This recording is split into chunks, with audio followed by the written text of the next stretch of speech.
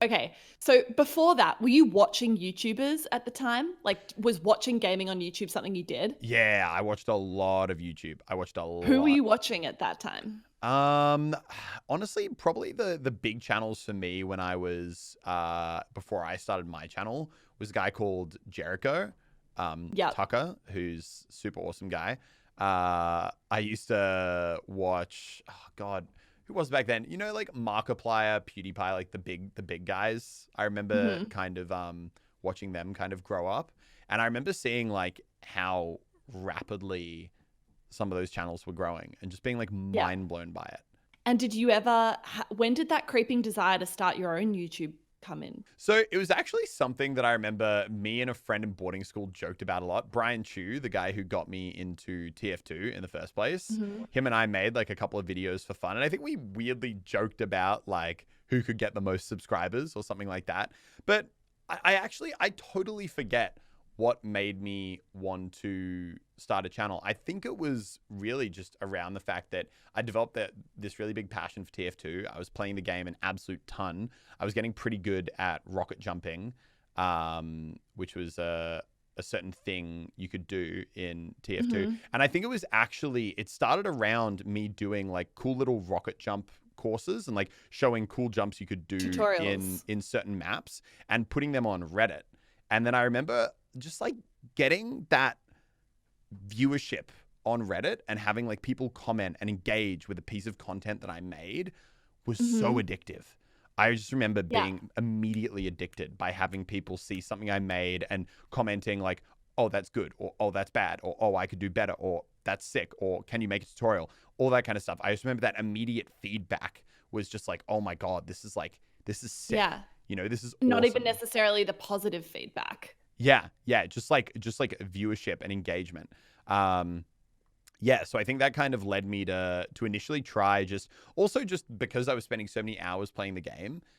You know, like I didn't like feeling unproductive. So if I could find a way Right. to make my love of that game Right. a productive thing, then even better, because then I can lie to myself and say that I can play the game as much as I want because I'm being productive. But no, but So I'd do you say remember uploading the first video?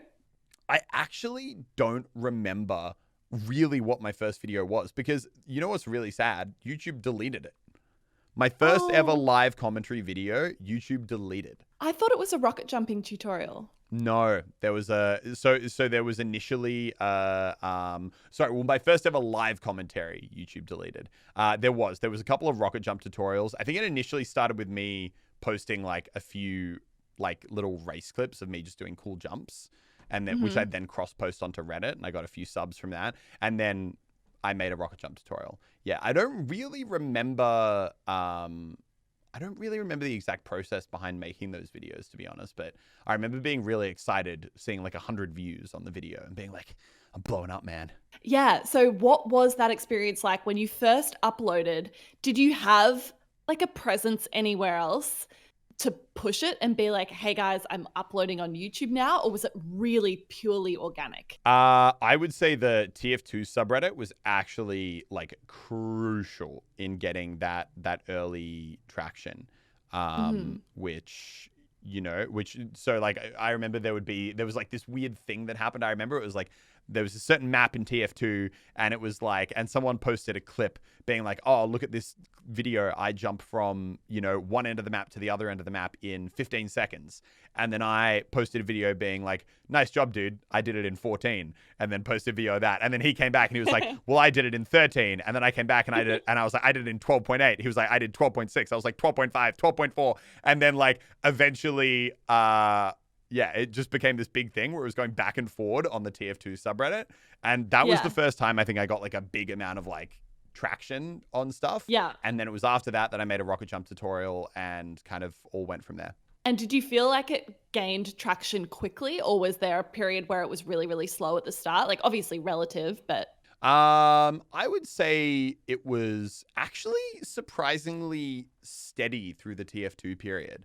Like I would say mm, I reached the kind of blow up period, like blow up relative to what being big back then was, which was like being in the hundred thousands of subscribers, which these days isn't nearly as big, but But yeah, I got really lucky because TF2 just it had this big community, this really driven community. The two Mhm. biggest YouTubers for it, Stir and Germa, had just basically stopped making videos.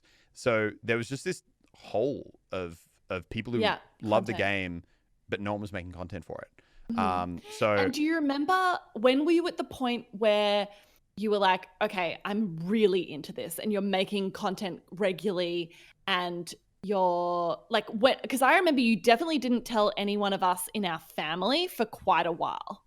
I don't know if there was ever really a point where I was like, okay, now stuff is serious. I definitely think as soon as I realized I could do a live commentary and I could actually, make regular content, because as soon as I could do videos where I'm talking, as soon as I knew people could listen to my voice and not throw up, that's when I was like, okay, now I can do so much more stuff, because back then I'd watched a lot of YouTubers like Stir and Germa, and I knew like what that style of content was, which is playing the game, having fun, commentating it.